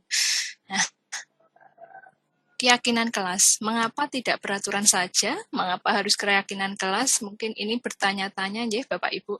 Kalau peraturan kelas sudah sering kita dengar di sekolah maupun di kelas. Nah, dalam kesempatan ini saya akan menyampaikan tentang apa itu keyakinan kelas dan mengapa kita harus memiliki keyakinan kelas untuk mendukung motivasi intrinsik yang sudah disampaikan oleh teman-teman tadi, bahwa kembali lagi ke nilai-nilai atau keyakinan lebih menggerakkan seseorang untuk melakukan sesuatu dibandingkan dengan serangkaian peraturan-peraturan itu sendiri. Nah, baik Bapak Ibu, sebelum saya ke slide selanjutnya, di mana dalam menumbuhkan budaya positif itu diperlukan disiplin positif. Disiplin positif itu disiplin yang kuat dari dalam diri seseorang untuk melakukan sesuatu. Nah, sekarang ini pemerintah sedang memprogramkan untuk mewujudkan profil pelajar Pancasila. Tentu hal ini tidak asing lagi untuk Bapak Ibu guru semua. Coba Bapak Ibu guru, saya ingin tahu profil pelajar Pancasila yang Bapak Ibu tahu itu apa saja, bisa dituliskan di chat atau disampaikan secara langsung. Apa itu saja profil pelajar Pancasila? Karena kita sebagai guru perlu mengetahui, karena itu adalah sebuah nilai-nilai kebajikan di mana diyakini untuk pendidikan yang lebih baik di Indonesia. Perlu adanya mewujudkan profil pelajar Pancasila yang diinternalisasi dalam pendidikan atau pembelajaran. Apakah di chat sudah ada yang menuliskan? Apa saja profil pelajar Pancasila itu?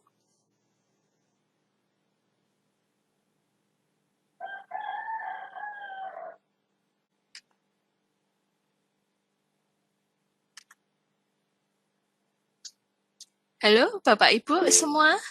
Oh, nggih. Ini sudah ada Bu Sri Purwati. Beriman, bertakwa kepada Tuhan Yang Maha Esa. Kemudian berakhlak mulia, berkebinekaan global, bergotong royong, mandiri, bernalar kritis, dan kreatif. Baik, Bapak Ibu, benar sekali, guys. Sri Purwati yang sudah merespon, luar biasa sekali jawabannya. Nah, itu adalah mengandung nilai-nilai kebajikan. Kenapa? Karena diyakini bahwa dengan profil pelajar Pancasila, pendidikan Indonesia bisa lebih baik lagi untuk membentuk karakter anak. Di mana kemudian selanjutnya Pak Fahid, terkait keyakinan akan lebih memotivasi seseorang dari dalam, yaitu motivasi secara internal, sehingga seseorang lebih tergerak, tersemangat untuk menjalankan keyakinannya, daripada hanya sekedar mengikuti serangkaian peraturan yang mengatur mereka harus berlaku begini atau begitu, sehingga membuat ketidaknyamanan atau keterpaksaan saja. Nah, Bapak Ibu, budaya positif itu bisa dilakukan dengan menyusun keyakinan di kelas. Biasanya kita kan menyusun peraturan kelas ketika awal pembelajaran di awal semester. Nah, di sini lebih pentingnya lagi membuat keyakinan kelas, tujuannya agar anak-anak itu benar-benar meyakini nilai itu tuh sangat penting untuk dirinya, sehingga bisa melakukan hal itu secara sadar tanpa paksaan. Nah, bagaimana cara membuat keyakinan kelas itu? Yang pertama adalah keyakinan kelas itu hendaknya bersifat abstrak, maksudnya bersifat lebih abstrak daripada peraturan. Biasanya kalau peraturan itu lebih rinci dan konkret. Kemudian dituliskan berupa pernyataan yang universal atau umum. Kemudian pernyataan keyakinan kelas senantiasa dibuat dalam bentuk yang positif. Jadi dihindari kata negatif, misalkan jangan mencoret tembok, misalkan seperti itu, dihindari ya. Hal yang positif, misalkan menjaga kebersihan, menjaga keamanan, seperti itu. Kemudian keyakinan kelas hendaknya tidak terlalu banyak, sehingga mudah diingat dan dipahami oleh semua warga kelas. Selanjutnya, keyakinan kelas itu sebaiknya sesuatu yang mudah diterapkan di lingkungan sesuai dengan kondisi sekolah masing-masing atau kondisi kelasnya masing-masing. Kemudian, semua warga kelas ikut berkontribusi dalam pembuatan keyakinan kelas, di mana yang membuat bukan guru atau bukan murid saja, tetapi berkolaborasi antara guru dan murid, membuat kesepakatan menjadi suatu keyakinan kelasnya. Kemudian, bersedia meninjau kembali keyakinan kelas sesuai dengan kebutuhan dan kondisi. Jadi ditinjau kembali keyakinan kelas, jika ada sesuatu yang butuh untuk diperbaiki, bisa diperbaiki, sebuah reflektif seperti itu. Kemudian berikut saya tampilkan implementasi dari keyakinan kelas di kelas saya, di mana setiap anak saya kelompokkan untuk berdiskusi. Mereka bebas berpendapat. Pertama, saya menyampaikan apa itu keyakinan kelas, mengapa harus keyakinan kelas dan bukan peraturan, dan manfaat keyakinan kelas itu apa. Kemudian anak-anak saya kelompokkan untuk menyampaikan pendapat atau ide agar pembelajaran itu lebih nyaman, aman, dan menyenangkan untuk kelas kita. Kemudian setelah berdiskusi, anak-anak menuliskan kesepakatan di dalam kertas, kemudian ditempelkan ke depan, kemudian membimbing anak-anak apakah membacakan satu persatu ide atau pendapat dari masing-masing kelompok, apakah semua sepakat. Kalau sepakat, berarti kita harus menyepakati. Kemudian dari kesepakatan itu dibentuklah sebuah poster keyakinan kelas agar lebih menarik dan mengingatkan anak. Poster ini ditempel di ruang kelas, di mana dalam keyakinan kelas itu, di mana anak-anak ada yang menyampaikan seperti ini: berdoa sebelum sudah belajar, membaca surat pendek juz amma sesuai jadwal, berdoa makan sebelum istirahat. Nah, itu diringkas menjadi di keyakinan, beriman, dan bertakwa kepada Tuhan. Nah, untuk tampaknya ya konkretnya ya berdoa sebelum sudah belajar, kemudian baca surat pendek, berdoa makan sebelum istirahat. Kemudian ada yang keyakinan kedua saling menghormati, misalkan membiasakan salam, senyum, sapa, sopan, santun, atau yang dikenal dengan 5S. Kemudian masuk kelas tepat waktu, nah itu termasuk menghormati karena menghargai dirinya dan orang lain. Dan masih banyak lagi keyakinan kelas yang disesuaikan dengan kondisi kelas masing-masing, sehingga terciptalah lingkungan belajar yang positif, aman, nyaman, dan menyenangkan, seperti itu. Baik, Bapak Ibu, kemudian untuk selanjutnya, ini adalah bukti-bukti dokumentasi pelaksanaan keyakinan kelas beriman dan bertakwa kepada Tuhan, di mana anak sebelum belajar membaca doa, kemudian dilanjut membaca surat pendek juz amma. Biasanya 1 hari itu bisa disesuaikan, bisa 2 atau sesuai jadwal seperti itu. Kemudian berdoa, makan sebelum istirahat. Di mana di sini juga terkait dengan profil pelajar Pancasila bahwa nilai beriman bertakwa kepada Tuhan Yang Maha Esa. Kemudian selanjutnya ini adalah dokumentasi saling menghormati. Salah satu yang sudah dilakukan yaitu masuk kelas tepat waktu karena menghormati dirinya dan menghormati orang lain. Kemudian masuk dengan mengucapkan salam, senyum, sapa, sopan, dan santun. Seperti itu.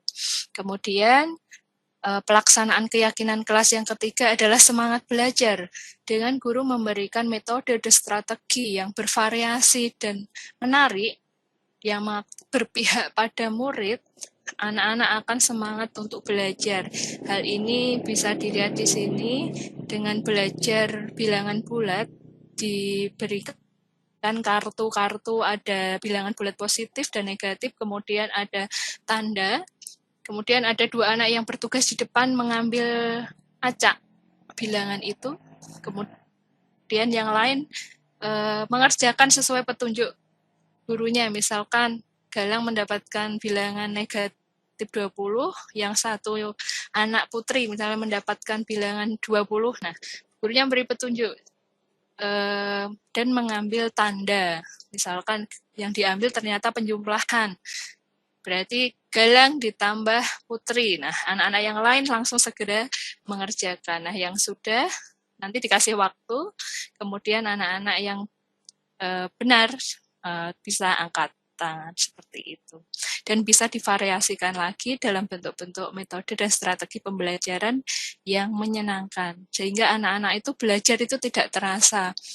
Rasanya belajar seperti bermain. Seperti itu Bapak Ibu. Kemudian ada pelaksanaan keyakinan kelas, menjaga kebersihan diri dan kelas. Yang sudah dilaksanakan yaitu melaksanakan piket sesuai jadwal, kemudian membersihkan lingkungan kelas, seperti taman, depan kelas. Kemudian ada Jumat bersih, di mana di sini ada kuku. Jadi memeriksa kebersihan kuku. Setiap hari Jumat diperiksa kebersihan kukunya. Kemudian mencuci tangan ketika istirahat, seperti itu. Jadi ini nilai keyakinan yang sudah dilaksanakan. Kemudian, next. Pelaksanaan keyakinan kelas yang bersikap positif. Misalkan saja membiasakan dalam mengucapkan tolong, maaf, dan terima. Kemudian mengembalikan barang sesuai tempatnya. Misalnya mengembalikan sepatu ya di rak sepatu, mengembalikan buku di rak bukunya. Seperti itu Bapak Ibu. Terkait keyakinan kelas yang sudah dilaksanakan. Kemudian ini juga ada contoh dari teman yang lain terkait implementasi keyakinan kelas, di mana keyakinan kelas itu disusun bersama, tidak hanya guru yang menyusun ataupun murid saja yang menyusun, tetapi berkolaborasi, kesepakatan bersama. Next. Nah, ini juga ada bentuk pelaksanaan keyakinan kelas seperti sholat duha pagi hari, dan melaksanakan piket kelas. Baik, Bapak Ibu, Terkait disiplin positif tadi nggih, terkait keyakinan kelas untuk menumbuhkan disiplin positif. Kenapa disiplin positif itu sangat penting? Karena menurut di Ki Hajar Dewantara bahwa untuk mencapai kemerdekaan dalam konteks pendidikan kita saat ini, untuk menciptakan murid yang merdeka, syarat utamanya adalah harus ada disiplin yang kuat. Nah, disiplin yang dimaksud adalah disiplin diri, motivasi internal. Jika kita tidak memiliki motivasi internal, maka barulah memerlukan pihak lain untuk mendisiplinkan kita, yaitu motivasi eksternal, seperti itu. Nah, sebagai pendidik, tujuan kita adalah menciptakan anak-anak memiliki disiplin diri, sehingga mereka bisa berperilaku mengacu pada nilai-nilai kebajikan universal dan memiliki motivasi secara internal. Nah, terkadang dalam melaksanakan keyakinan kelas itu terjadi pelanggaran. Pasti itu Bapak Ibu. Tidak mungkin semua anak itu melaksanakan keyakinan kelasnya. Nah, ini perlu ada suatu tindakan. Seperti yang sudah dipaparkan oleh Bapak Ibu sebelumnya, narasumber sebelumnya, bahwa ada tindakan posisi guru dalam menghadapi anak yang melakukan kesalahan dan bagaimana motivasinya seperti itu. Nah, disinilah diperlukan restitusi. Nah, restitusi itu apa? Adalah salah satu cara untuk mewujudkan disiplin positif. Di mana ini restitusi itu menurut Gosen, proses menciptakan kondisi bagi murid untuk memperbaiki kesalahan mereka, sehingga mereka bisa kembali pada kelompok mereka dengan karakter yang lebih kuat, seperti itu.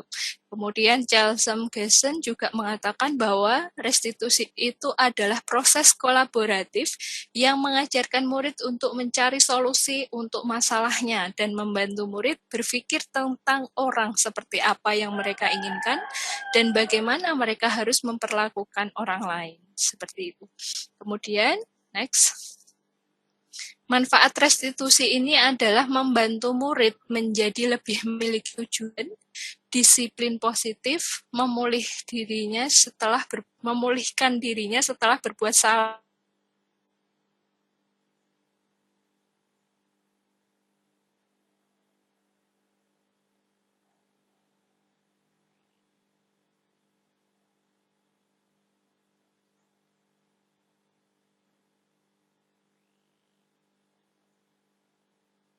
Konsekuensi dan restitusi, dan diharapkan saat ini kita sebagai pendidik bisa memberikan tindakan yang ketiga ini, yaitu restitusi, karena hukuman itu bisa memberikan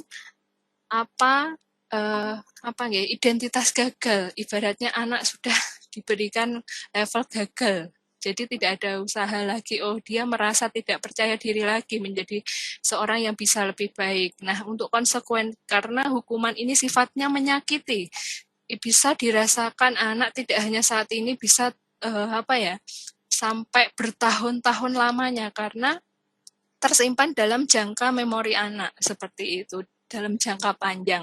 Sehingga hal ini perlu dipikirkan lagi sebagai seorang pendidik, perlu memberikan tindakan apa yang tepat untuk menghadapi kesalahan yang dilakukan oleh anak. Nah, yang kemudian dari restitusi itu bagaimana yang membedakan dengan program disiplin lainnya seperti hukuman dan konsekuensi, yaitu restitusi itu bukan menebus kesalahan, tetapi belajar dari kesalahan. Kemudian restitusi itu memperbaiki hubungan. Kemudian restitusi itu tawaran, bukan paksaan. Kamu harus seperti ini, seperti itu.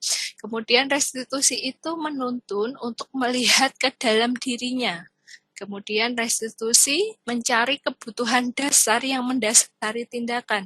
Telah diketahui tadi ada 5 kebutuhan dasar manusia, bahwa orang yang melakukan kesalahan itu pasti ada alasannya, karena untuk memenuhi kebutuhan dasar, entah itu kesenangan, atau kebebasan, atau penguasaan, atau bertahan hidup, atau yang lainnya. Kemudian, restitusi itu sendiri adalah cara yang paling baik. Kemudian fokus pada karakter, bukan tindakan, tetapi menguatkan. Fokus pada solusinya, jadi mengembalikan murid yang berbuat salah pada kelompoknya. Seperti itu, Bapak Ibu. Next.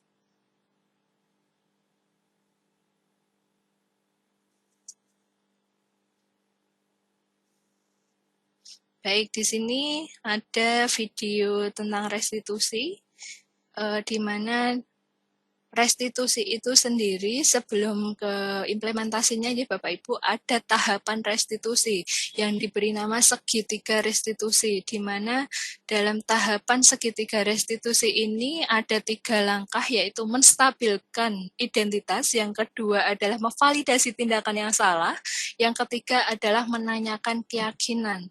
Nah, menstabilkan identitas di sini itu jika anak berbuat salah, maka ada kebutuhan dasar mereka yang tidak terpenuhi, itu pasti. Sebagai guru harus mampu memahami dulu kebutuhan dasar apa yang mereka tidak terpenuhi. Bagian dasar segitiga restitusi ini memiliki tujuan untuk merubah orang yang gagal menjadi orang yang sukses. Seperti itu, sesuai teori kontrol yang sudah dijelaskan tadi, bahwa kita semua akan melakukan hal yang terbaik yang bisa kita lakukan.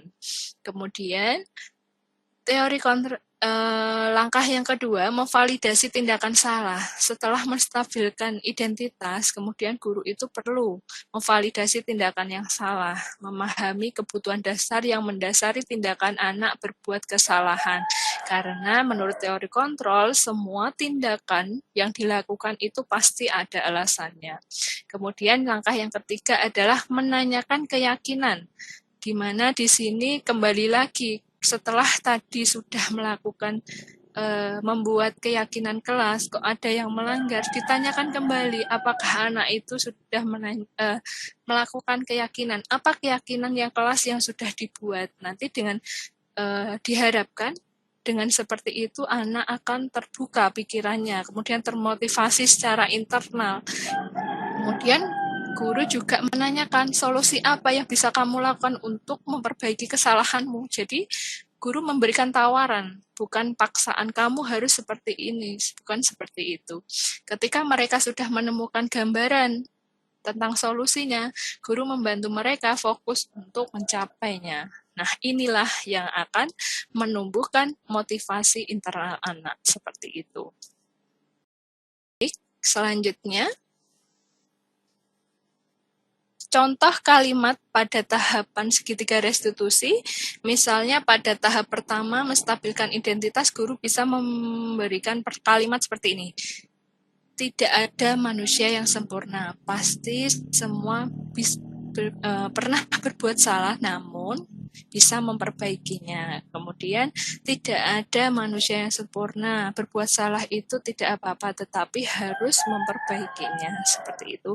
Kemudian pada tahap kedua, itu memvalidasi kesalahan. Caranya dengan kalimat, misalkan, kamu pasti punya alasan mengapa melakukan hal itu, kemudian kamu boleh mempertahankan sikap itu, tapi harus menambahnya dengan sikap yang baik lainnya. Nah, setelah tahap kedua, tahap ketiganya adalah menanyakan keyakinan.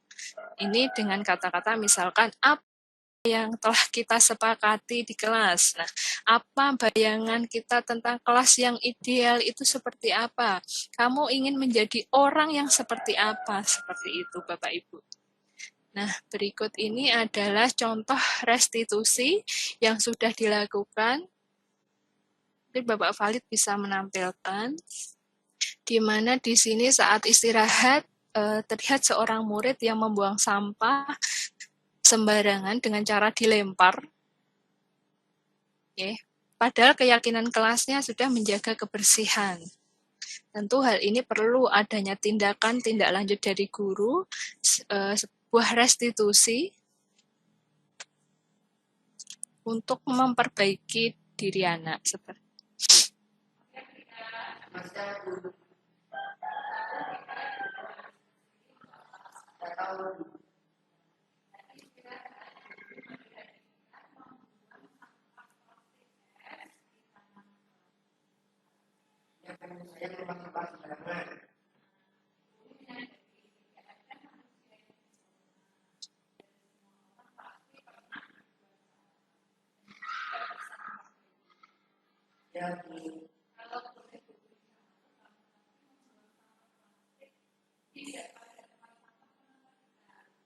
Saya senang main lebar-lebaran dan tembak sama juga sudah belum.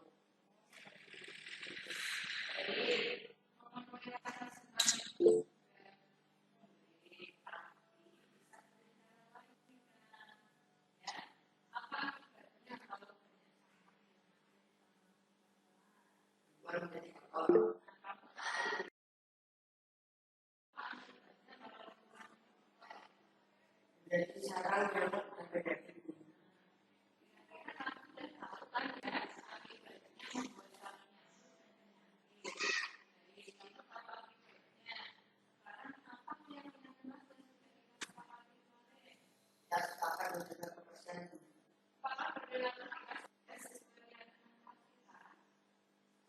Saya sadar perilaku saya tidak sesuai dengan kelasku. Saya akan membuang sampah pada tempatnya dan mengajak teman untuk membuang sampah yang sudah penuh.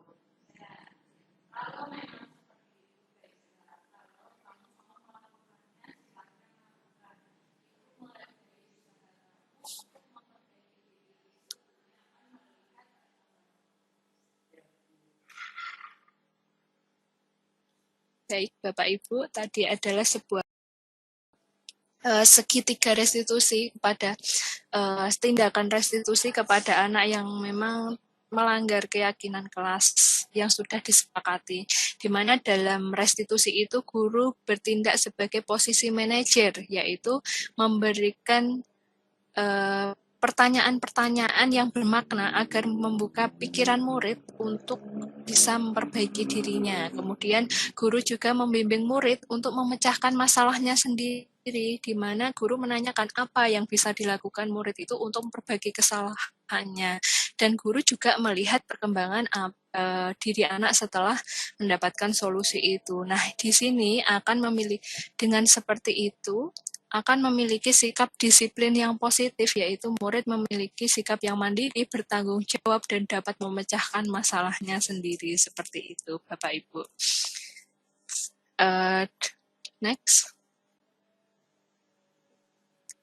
Baik, Bapak Ibu semua, izinkan saya untuk memberikan pantun juga. Pergi ke taman, melihat bunga selasih. Cukup sekian, terima kasih.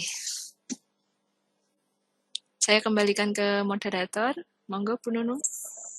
Oke, terima kasih Ibu Umi Mayangsari atas pemaparan materi yang telah diberikan. Kami harapkan semoga apa yang sudah jenengan sampaikan bisa memberi manfaat bagi kita semua. Demikian Bapak Ibu guru hebat semuanya, pemaparan materi oleh Bapak Ibu narasumber. Dari awal sampai akhir sudah disampaikan. Acara selanjutnya yaitu sesi tanya-jawab. Pada sesi tanya-jawab ini, saya memberikan kesempatan kepada Bapak Ibu semuanya untuk memberikan pertanyaan terkait diseminasi budaya positif pada kegiatan hari ini. Pertanyaan bisa panjenengan sampaikan lewat kolom chat atau secara langsung dengan raise hand. Monggo Bapak Ibu untuk berkenan memberikan pertanyaan kepada Bapak Ibu narasumber atas apa yang belum dipahami oleh Bapak Ibu guru. Semuanya, monggo bisa dengan raise hand atau menuliskan di kolom chat. Oke, ini kelihatannya ada Ibu Hendriasmi. Kepada Ibu Hendriasmi, monggo langsung saja Ibu untuk disampaikan pertanyaannya. Iya, Assalamualaikum warahmatullahi wabarakatuh. Waalaikumsalam warahmatullahi wabarakatuh. Di sini langsung saja, saya tertarik sekali dengan penyajian Bapak Ibu CGP yang hebat. Yang ingin saya tanyakan, bagaimana membuat sebuah keyakinan kelas di kelas bawah, kelas 1 atau kelas 2 begitu. Coba tolong diberikan contoh untuk masukan mungkin pada saya dan teman-teman. Terima kasih. Assalamualaikum warahmatullahi wabarakatuh. Oke. Ya, terima kasih Bu Hendriasmi atas pertanyaan yang telah disampaikan. Di sini Bapak Ibu narasumber akan berusaha menjawab dari pertanyaan Bapak Ibu, dari pertanyaan Ibu Hendri. yaitu terkait bagaimana cara membuat keyakinan kelas untuk siswa kelas rendah. Di mana mungkin siswa kelas rendah ini kan kemampuannya masih anak-anak ya, masih anak-anaknya masih rendah ya. Jadi mungkin agak kesulitan di dalam membuat keyakinan kelas. Monggo Ibu Bapak Ibu narasumber sinten sing badhe memberikan jawaban atau komentar, atau saya tunjuk nggih pripun? Monggo Bapak Valid. Oke. Terima kasih Bu Nunung atas waktunya. Mungkin nanti bisa ditambahi oleh teman-teman ya, menanggapi apa yang disampaikan oleh Bu Hendri, yaitu Bu Hendriasmi, yaitu bagaimana membuat keyakinan kelas yang disusun dari kesepakatan kelas di kelas rendah. Bapak Ibu semuanya, tadi juga sudah disampaikan oleh Ibu Nunung sebagai moderator bahwa di kelas rendah itu kemampuan anak berbeda dengan murid-murid yang ada di kelas atas. Cara berpikir, cara mengolah kata, tingkatannya berbeda. Masih sederhana saya membahasakannya. Jadi mungkin menurut saya, Bapak Ibu semuanya, kita dapat sebagai guru, misalnya guru kelas 1 atau kelas 2 atau kelas 3, memunculkan atau memancing anak-anak melalui pertanyaan pemantik.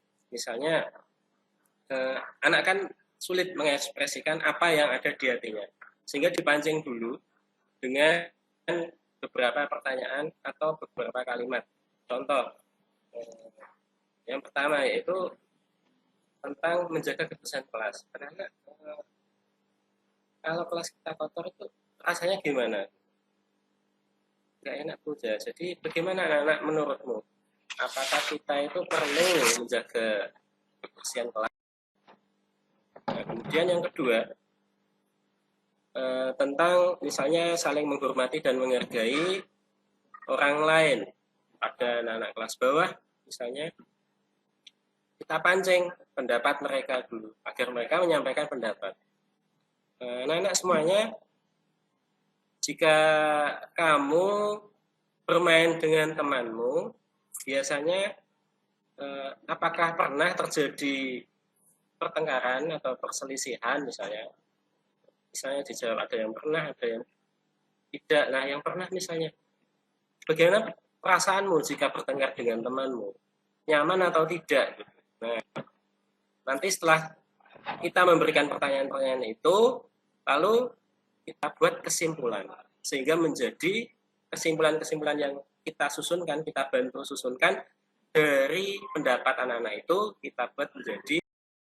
Nah, dari kesepakatan kelas itu, kita susun kembali, kita ringkas, kita padatkan menjadi keyakinan kelas. Mungkin demikian pendapat dari saya, mungkin dari teman-teman atau Bapak Ibu yang lainnya dapat menambahkan. Terima kasih. Ya, terima kasih Bapak Valid Bahtiar atas jawaban yang telah disampaikan. Pripun Ibu Hendriasmi, dari jawaban Bapak Valid sudah memberi kepuasan apa belum? Ya, plus untuk Tepuk tangan buat Bapak Valid. Alhamdulillah ternyata Pak Valid bisa memuaskan saya.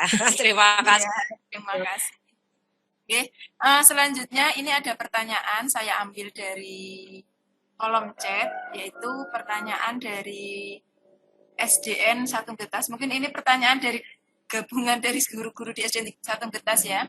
Pertanyaannya adalah bagaimana mewujudkan profil pelajar Pancasila melalui budaya positif. Nah, pertanyaan ini sangat luar biasa sekali. Ya, jadi kita nanti akan tahu bagaimana cara untuk mewujudkan profil pelajar Pancasila melalui budaya positif. Ini nanti pertanyaan ini akan dijawab oleh Bapak Agus Sunardi. Oh, ini dari Ibu Umi Mayang Sari, badhe menjawab. Mohon maaf Ibu Umi Mayang Sari, ini terkait kersane tadi kan jenengan sudah menjelaskan panjang dan lebar. Saya ingin mencari jawabannya dari Bapak Agus Sunardi. Baik. Monggo Bapak Agus untuk memberi jawaban atas pertanyaan dari Bapak Ibu Guru di SDN 1 Getas. Terima kasih Ibu Nunung atas waktunya. Mungkin setahu saya, sepengetahuan saya, karena beriman, bertakwa, beragat mulia, berkebinekaan global, bergotong royong, mandiri, bernalakritis dan kreatif. Bagaimana cara kita agar terlaksana? Nanti Bumi monggo menambahi. Bagaimana bisa terlaksana dengan budaya positif? Mungkin pertama kita memberikan kebiasaan dulu atau keyakinan kelas yang Pak Fali tadi sudah dibahas. Kita membuat keyakinan kelas dulu. Dan contohnya tentang beriman bertakwa. Jadi setiap masuk, setiap ketemu harus salam dulu. Itu kan juga budaya positif yang bisa kita laksanakan. Terus bergotong royong, bisa di kelas, bisa antar kelas, satu sekolah. Bernalakritis mungkin waktu ketika pembelajaran harus bernalakritis. Itu yang perlu kita galakkan dulu di masing-masing kelas. Jadi seperti budaya, harus membudaya dulu. Sehingga nanti bisa tercapai profil pelajar Pancasila. Seperti itu. Terima kasih Bu Nunung. Monggo Bu Umi atau yang lain menambah. Terima kasih. Monggo untuk Bu Umi. Nah, ini saya beri kesempatan Bu Umi untuk menambahi jawaban dari Pak Agus Sunardi supaya jawabannya nanti lebih optimal dan maksimal. Terima kasih Pak Agus, Mbak Nunung, Bu Nunung. Baik, tadi luar biasa sekali, benar sekali apa yang disampaikan Pak Agus, bagaimana mewujudkan profil pelajar Pancasila melalui budaya positif. Dan saya mau menambahkan di sini bagaimana caranya. Yang penting yang pertama adalah menyesuaikan visi sekolah, menginternalisasi visi sekolah dengan profil pelajar Pancasila. Nah, karena visi sekolah ini menjadi tujuan bagi gambaran masa depan sekolah impian masing-masing. Nah, ini perlu disesuaikan dengan profil pelajar Pancasila karena visi sekolah ini sangat penting sebagai acuan dasar sekolah tersebut bisa bergerak untuk maju. Itu sangat penting sekali dan bisa visi sekolah ini bisa dirubah sesuai dengan kebutuhan. Seperti itu. Kemudian setelah visi itu terbentuk dan disepakati oleh semuanya, perlu adanya kolaborasi antara warga sekolah, baik kepala sekolah, rekan-rekan guru, dan murid, bahwa untuk melakukan budaya positifnya itu apa? Misalkan pembiasaan yang terkait beriman bertakwa.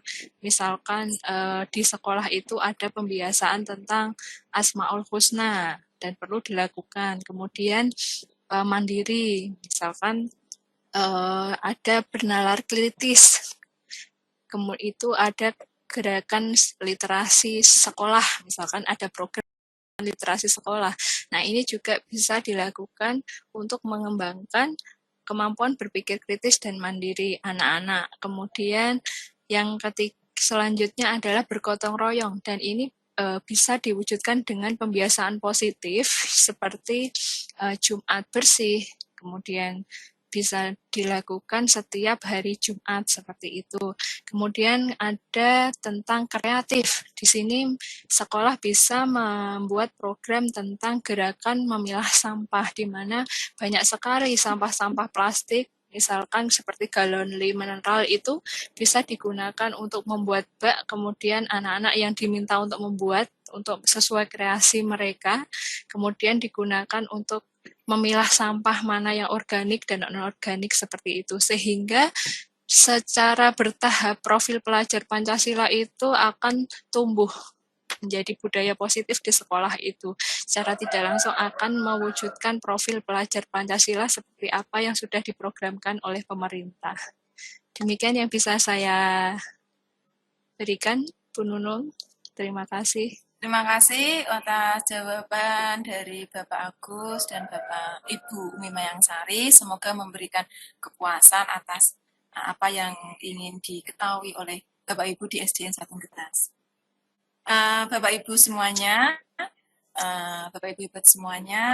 karena keterbatasan waktu pada siang hari ini, acara pada siang hari ini yaitu pada acara diseminasi budaya positif pada sesi tanya jawab saya cukupkan. Semoga pada acara siang hari ini dapat memberikan manfaat bagi kita semua. Bapak Ibu guru hebat semuanya, sebelum saya menutup acara pada pagi hari ini, siang hari ini, saya akan membacakan kesimpulan apa yang kita dapat dari kegiatan pada siang hari ini. Adapun kesimpulan yang dapat kami sampaikan atau saya sebagai moderator, yaitu adapun kesimpulannya adalah budaya positif itu dapat diterapkan dengan menanamkan disiplin positif. Penerapan budaya positif tentu akan menemui tantangan dengan kebutuhan dasar manusia, sehingga terkadang ada tindakan yang melanggar keyakinan kelas, yang mengandung nilai-nilai kebajikan universal. Namun upaya yang dapat ditempuh untuk menyelesaikan masalah tersebut dengan jalan restitusi. Nah, restitusi itu dapat dilakukan dengan 3 langkah, yaitu menstabilkan identitas, memvalidasi tindakan yang salah, dan menanyakan keyakinan. Nah, demikian Bapak Ibu guru hebat semuanya, kesimpulan pada kegiatan pada siang hari ini. Marilah acara pada siang hari ini, yaitu acara yang terakhir, yaitu penutup. Marilah kita tutup acara pada siang hari ini agar memberikan manfaat, memberikan barokah pada kita semuanya dengan bacaan hamdalah bersama-sama.